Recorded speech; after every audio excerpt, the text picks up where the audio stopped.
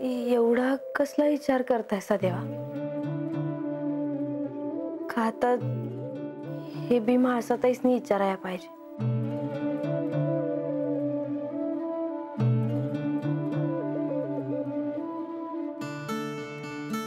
नाही, तसं नाही.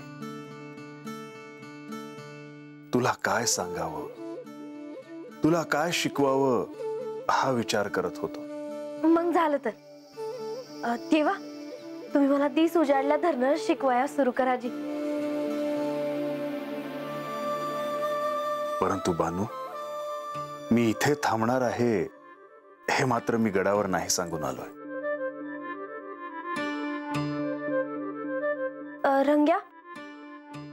रंग्या गडावर सांगावा देऊन येईल जी. तसं बी तुम्ही त्याला काम दिलं आहेच की. बर बानू, मी तुला अशा काही कथा सांगेन की ज्या ऐकून तुला सहाय्य होईल. म्या जीवाचा कान करून ऐकल जी.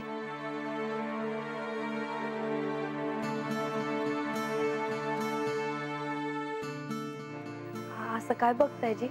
बानू, सत्य समजून घेण्याची अजूनही तुझ्यामध्ये जी आकांक्षा आहे ते पाहून बरं वाटलं.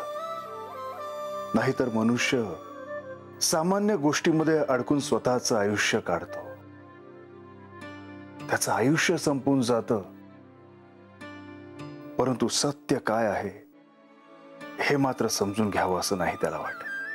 कर देवा, त्यासनी वाट दावणार कुणी गावलंच नाही तर त्यानं तरी काय करावं? त्यासाठी गुरु शोधावा. परंतु गुरु असा नाही लाभत, ते संचित आपल्यापाशी असायला हवं आणि तरच आपल्याला गुरु प्राप्त होतो.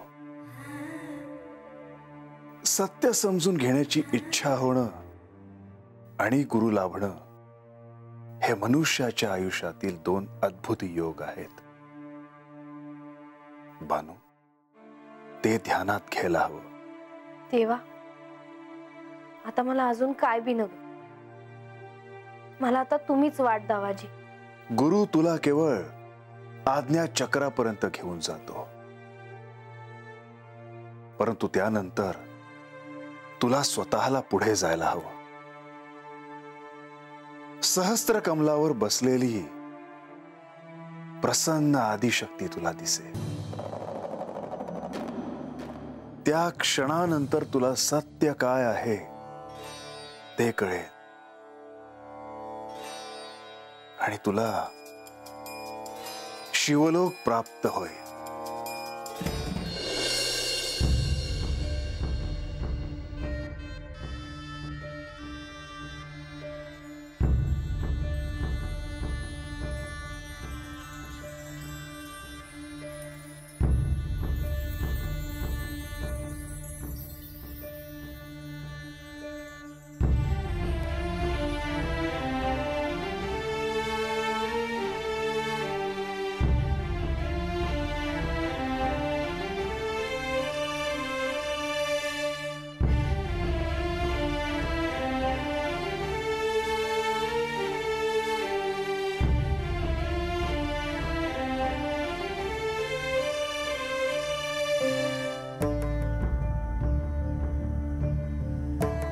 गणेश, तुम्ही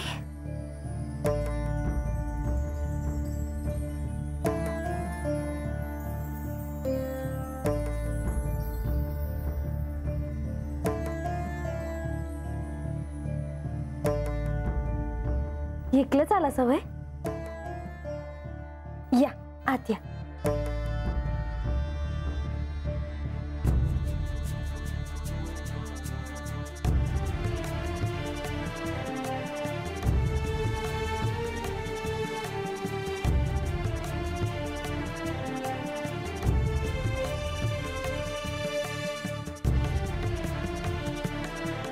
गणेश, तुम्ही कसे मला भेटायला आलात?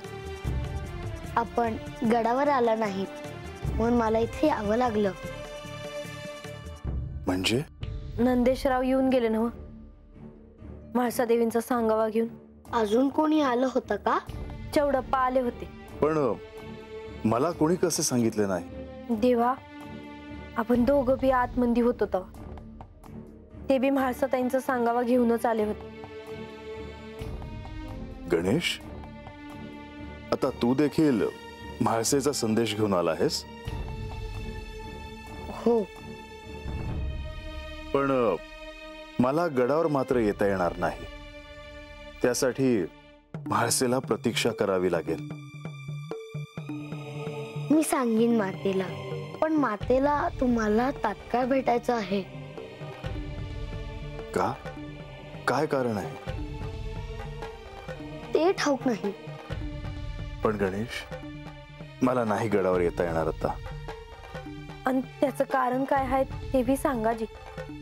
नाही, त्याची काहीच आवश्यकता नाही. गणेश सांगेल काय सांगायचं ते.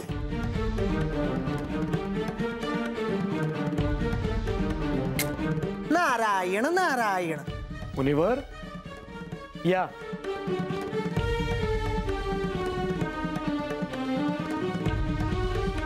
प्रणाम प्रभू.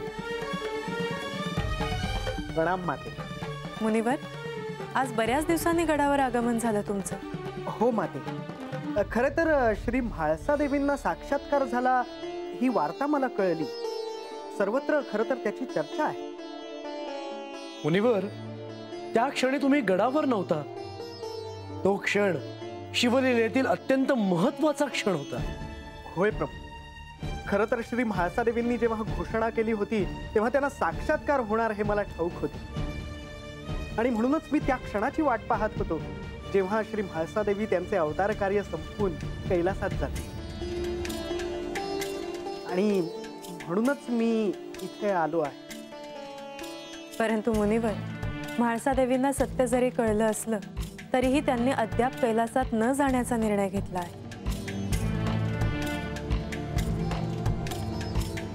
नारायण नारायण. परंतु असे का माते? कारण श्री म्हाळसा देवी बाणाईला सत्य कळण्याची वाट बघत आहेत. मुनिवर, आता सगळेच जण ह्यासाठी प्रयत्न करणार आहेत. अर्थातच तुमचं देखील सहाय्य लागेलच. नारायण नारायण. माझ्यावर जे दायित्व सोपवले जाईल ते मी पूर्ण करेन माते. मला असं वाटतं की तुम्ही म्हाळसा देवींची भेट घ्यावी. हो माते. मुनिवर, श्री म्हाळसा देवींची भेट घ्याल तेव्हा एक गोष्ट ध्यानात ठेवा. त्यांना त्या श्री पार्वती देवी आहेत हे कळलं आहे. नारायण नारायण. या कृतयुगात श्री म्हाळसा देवींना त्यांच्या मूळ रूपाचे स्मरण झाल्यावर मी प्रथमच त्यांना भेटणार आहे. मुनिवर, तुम्ही याआधी बानूला सहाय्य केलं आहे. आता देखील तुमचं सहाय्य लागणारच आहे. परंतु म्हाळसा देवींच्या अनुमतीशिवाय तुम्ही तसं काही करू नये. होय मात. आणि अजून एक महत्वाची गोष्ट, श्री म्हाळसा देवींना साक्षात्कार झाला आहे हे प्रजेला आणि बाणाईला ठाऊक नाही. त्यामुळे त्याबद्दल गुप्तता पाळावी. होय प्रभू. प्रभू, मला एक शंका आहे. बानूला सत्य कळावे म्हणून प्रत्यक्ष श्री म्हाळसा देवी प्रयत्न करणार आहेत हे माझ्या ध्यानात आले. परंतु बाणाईला आत्मज्ञान कधी होईल? माते, श्री खंडरांनी बाणाईला सहाय्य व्हावं म्हणून शक्तिरूपाच्या काही कथा तिला सांगायचं ठरवलं आहे. हे बानूला सहाय्य करतायत ते चांगलंच आहे, पण मीही तिची परीक्षा घेणं थांबवणार नाही. हे सत्य आहे.